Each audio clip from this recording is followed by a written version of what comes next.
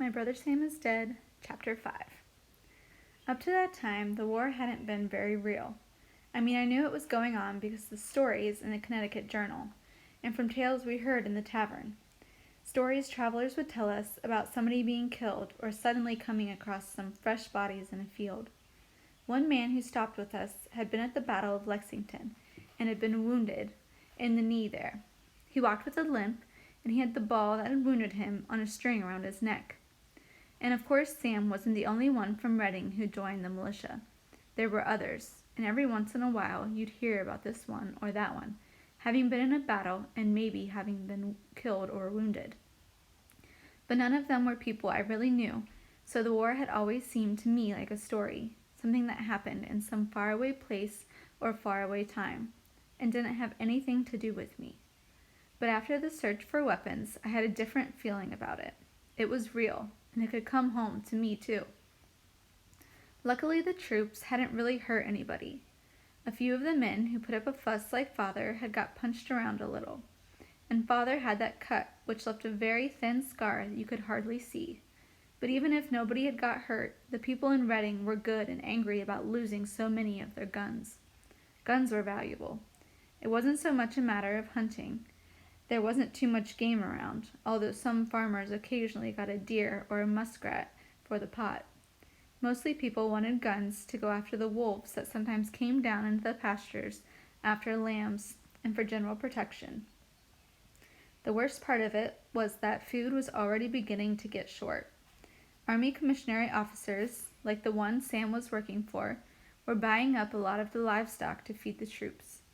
Sometimes soldiers would just take a couple of cows out of somebody's fields without paying for them too. Both sides did it, the Patriots and the Tories. They weren't supposed to. They weren't always supposed to pay. But a lot of the time, at the end of the day's march, they'd find that there wasn't anything for them to eat, and they'd just go out into a field, butcher a couple of cows, cut them up, and carry them off to the camp on their shoulders. It was a terrible thing to lose your milking cows, because it meant no more milk, butter, or cheese. There wasn't anything anyone could do about it, though. Oh, whenever it happened, the people would get up a petition and complain, but it never did much good, because the soldiers were gone and the beef was eaten.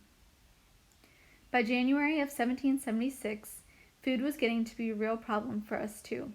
It wasn't so much that we were going hungry, but that the meat and flour and rum and beer and everything else we needed to run the tavern and the store kept going up and up in price all the time. This forced us to raise our prices. Then prices would go up again, and we'd have to raise them some more. But still, the worst part of the war was missing Sam. Of course, he'd been gone at college before, so I got used to the idea of having to do a share of the work and all that. But when he was at Yale, I didn't have to worry about him all the time. Worry that he'd been shot or get sick and die or something else. Although, to tell the truth, I envied him too. I could picture him in my mind standing on top of the stone wall by the woodlot, the brown Bess cradled under his arm, waving at us. He seemed so brave and grown up, and I wished that I could be brave and grown up like him too. I didn't like the idea of being shot at or wounded or killed very much, but it seemed to me that it must feel wonderful to be able to load up a gun in a casual way he did it. I knew that a younger brother, everything your older brother does seems wonderful. I remember being little and watching Sam milk old Prue, and admiring him and thinking how clever he was. And then it got to be my turn to learn how to milk old Prue, and I found out that there wasn't any glory to it. It was just hard work and made your hands ache. So I guess that being a soldier probably didn't have as much glory to it either, that it was mostly just a lot of hard work. But still, I envied Sam, and I wished I were old enough to do something glorious too. So time passed, and the war went on. Sometimes we read about Patriot victories, and other times about Tory victories. It all seemed confused. It was hard to tell who was really winning, partly because sometimes both sides claimed to have won the same battle. Father said, "The rebels are damn fools. How can they expect to beat the whole British army? They can win the skirmishes in the woods, but as soon as the British catch them in a pitched battle, they'll be done for, and no good can come out of it but a lot of men dead." Sometimes Patriot militiamen would come through Reading, and usually the officers would come into the tavern for a mug of beer. but they never bothered anybody. They just went away again. I'd stand at the door and watch them go, and I wondered, if I went for a soldier, which army would I join? The British had the best uniforms and the shiny new guns, but there was something exciting about the Patriots, being underdogs and fighting off the mighty British Army. So it became spring, and one April morning in 1776, Mr. Heron came into the tavern with Tom Worps. There was a soft rain falling and fire burning in the fireplace. Father was rushing a chair seat, and I was helping him. It all seemed warm and cozy. Father stopped his work. "Good morning, Mr. Heron," he said. Father was always polite to Mr. Heron. He'd been to Trinity College in Dublin, and he was a surveyor. He'd been elected to the General Assembly in Hartford, but he'd been pushed out of it by the Patriots for being a Tory. He was rich, too, although nobody knew where he got his money from. He owned a black man, and he had other servants besides. "Good morning, Life," he said to Father. Then he noticed me. "Good morning, Tim." "Good morning, sir," I said. "Life, you've got a smart boy there. Smart as Sam, if he wanted to be. I hope he's going on with school." My father shrugged.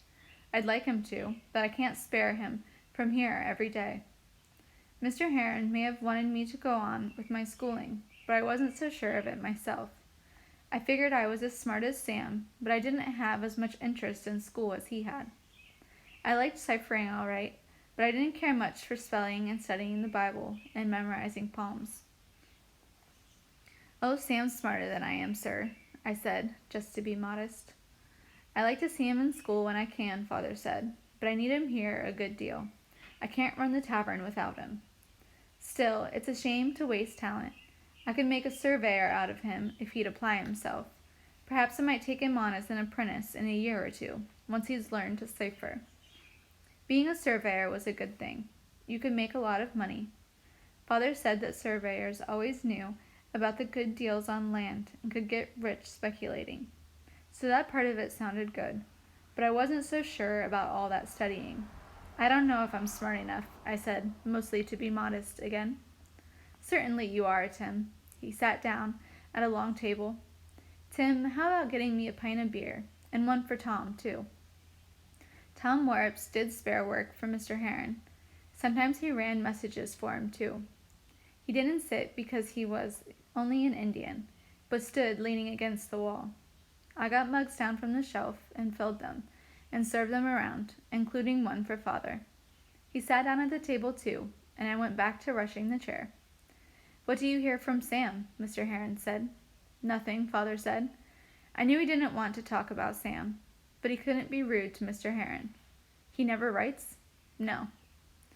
They weren't paying any attention to me. I took a quick glance at Tom Worps. He was standing there holding his mug of beer, his face blank. I couldn't figure out which side he was on. He lived on Mr. Reed's land, and Mr. Reed was a patriot. But he ran messages for Mr. Heron, and Mr. Heron was a Tory. "It's a shame about Sam," Mr. Heron said. My father shrugged, but didn't say anything. Mr. Heron must have known that Father didn't want to talk about Sam, but he said, "Perhaps there'd be a way of finding out where he is. If he wants to see us, he knows where we live." Mr. Heron nodded. "Actually, I didn't come to talk about Sam. I want to talk about Tim. I have a little job I thought Tim might do for me. I need a boy to walk down to Fairfield for me." I watched Father's face. His eyes got narrow, and he stared straight ahead. "Why a boy, Mr. Heron? What's wrong with Tom?" Heron shrugged. "Pretty hard for a strange Indian to walk down there without getting stopped every 5 miles. Nobody's going to bother a boy." It was a scary idea, but exciting. It would be a real adventure. But of course, I knew that I wasn't supposed to have any opinion in the matter, so I kept my mouth shut. "What's he going to be carrying?" Father said. "Oh, just some business letters," Mr. Heron said casually. "Nothing important." Father said nothing, but stared down into his beer. Mr. Heron took a drink. Then he said, "There's no danger, Life. Nobody's going to bother a boy." "Business letters," Father said. "Yes, business letters." I couldn't keep my mouth shut any longer. "I can do it, Father. I can walk down there tomorrow morning and be back by supper time." "Be quiet, Tim." "I'd pay him a shilling." My father stared into his beer again, and then slowly he began to shake his head. "No, Mr. Heron," he said. "No, I've got one mixed up in this bloody war already. I'm not going to let the other one go." Mr. Heron paused before he spoke. "I say they were business letters, Life. Business letters." Father stared at him. "No, Mr. Heron, no." When Father said no, he meant no. It disappointed me. It would have been a good adventure walking down to Fairfield on my own. It was on Long Island Sound. I'd only been there 2 or 3 times in my life, when I'd gone down with Father and Sam to buy rum. Carrying letters down to Fairfield would give me something to boast about to Sam, but Father had said no, and that was that, and Mr. Heron knew it. Mr. Heron finished his beer and stood up. "I had more faith in you than that, Life," he said. "I thought I could count on you. We're all making sacrifices these days." My father was standing too. "I've made a sacrifice, Mr. Heron. I've lost a son.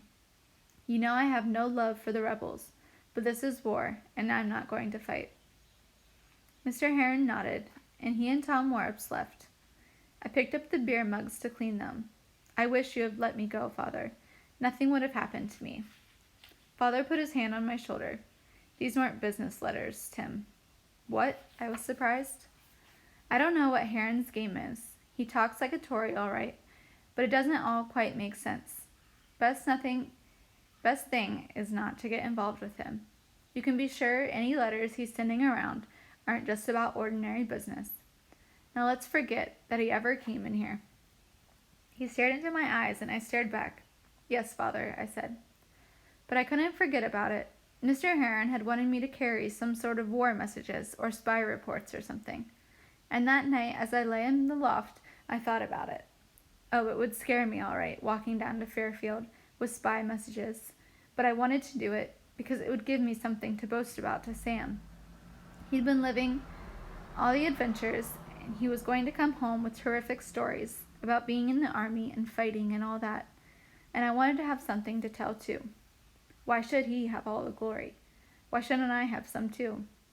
I wanted him to respect me and be proud of me and not think of me as just his little brother anymore. I couldn't score telling points in debates the way he did, but I could be just as brave as he was and do daring things too. It made me angry with Father for not letting me go. It wasn't right. Not with what Sam was doing. Of course, Father hadn't let Sam go. Sam had run away. But still, it made me angry, and thinking about it, I slammed the bed with my fist. If only I could find a way to sneak off for a day.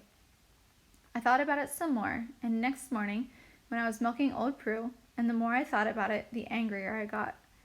By the time I had got Prue milked and driven out to the pasture, and fed the chickens, and collected the eggs, and hung the milk down the wall to keep it cool, I was plain boiling. It wasn't fair, that was all. And when I got back to the house, I was angry enough to stand up to Father. He was sitting at the taproom table drinking tea. I faced him and stood up as straight as I could. "Father, why can't I carry messages for Mr. Heron? You're on the Tory side too." He glanced at me and then blew on his tea to cool it. "Because I said so." "That's no reason," I said. He stared at me. "If you don't stop arguing with me, I'll thrash you, Timmy." "I don't care," I said. "If we're supposed to be loyalists, we should help." He slammed his fist down on the table and then jerked his thumb toward his chest. "I'll manage the politics in this family," he said. "Father, Timothy, going to..." And then he stopped, and I knew why. He'd shouted at Sam, and Sam had run away. And he was scared that if he shouted at me, I'd run away too. "Tim, please," he said calmly as he could. "It's dangerous. You think that because you're only a child they won't hurt you, but they will. They've been killing children in this war. They don't care. They'll throw you in a prison ship and let you rot. You know what happens to people on those prison ships? They don't last very long. Cholera gets them, or consumption, or something else, and they die. Tim, it isn't worth it." I knew he was right, that it wasn't worth taking the chance. I wanted to do it anyway, but there wasn't any use in arguing about it with Father. 2 weeks later, I figured out how to do it. I was out on the road in front of the tavern trying to clean the mud and dirt off the boards we had laid down there in the spring, when Jerry Sanford came up the road. "Where are you going?" I said. The shad are running, he said. He held out a coil of fishing line with hooks and weights attached. Father said I could try my hand at it. You're lucky. Look what I have to do. Ask your father if you can go. He won't let me. There's too much to do around the tavern. Ask him. So I went inside and to where he was holy stoning the taproom table. Father, Jerry Sanford is going after shad. Can I go? You've got a lot of things to do here.